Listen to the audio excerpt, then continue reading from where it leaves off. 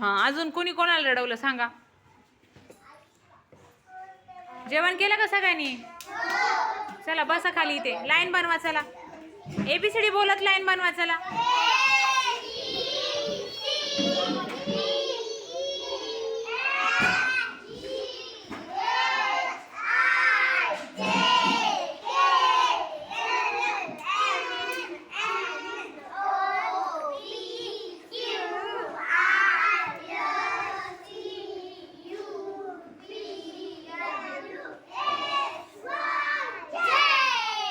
झालं लाईन. निशा नेहमीच लेट येते. किती वेळा तिला सांगितलं. आर्यन आणि निशा दोघं जण आउट झालेले आहेत. चला छानपैकी लाईन झालेले आहे. जेवण केले ना सगळ्यांनी? काय भाजी खाल्ली आज? हे पवित्रा, पनीर आणि चिकन फरक नाही कळत का तुला? हां, अरे वा वा, काय आले आपल्यासाठी? काहीतरी आलंय. काय रे हे? आणि कुणी आणलंय? आणि कोणासाठी आणलंय काय माहिती? काय ग नंदिनी, कोणी बनवलं? हां, आणि कधी बनवलं ते? रात्री. आणि का बनवलं ग?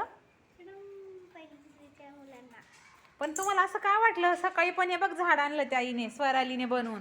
तुम्हाला काय सुचलं असं मध्येच की बनवून द्यावं? हां, का बरं? हे बघा, स्वरालीने झाड बनवून आणलं, सकाळी दिलं, म्हटली तुम्हाला भेट घ्या मॅडम.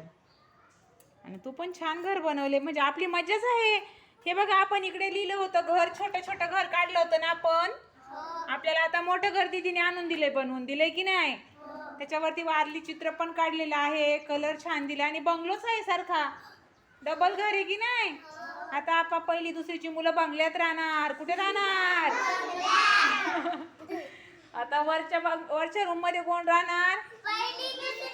आणि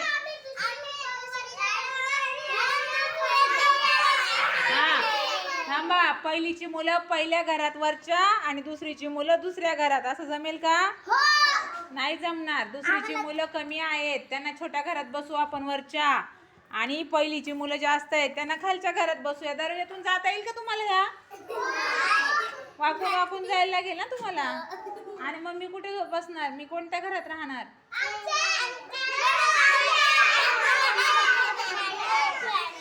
बर बर, ठीक आहे. मला दोन्ही घरात राहावं लागेल, पहिलीच्या पण ना दुसरीच्या पण, हो की नाही?